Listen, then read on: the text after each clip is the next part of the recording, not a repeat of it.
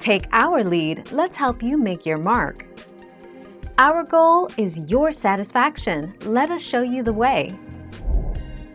The trade secret is to fry your wings at a relatively low temperature, around 250 degrees, and then let them cool.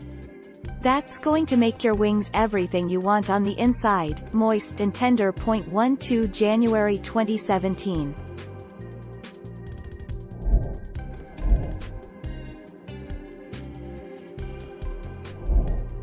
Take our lead.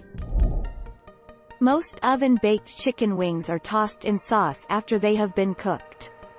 Which means that the skin needs to be perfectly crisp to soak up all that the sauce. Thoroughly pat the wings dry with paper towels before seasoning with salt and placing on a baking sheet. 3 May 2017.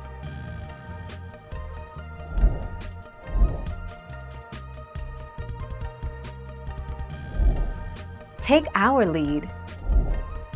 The key to oven-cooked chicken wings is, basically, don't rely on the oven to do all the cooking for you.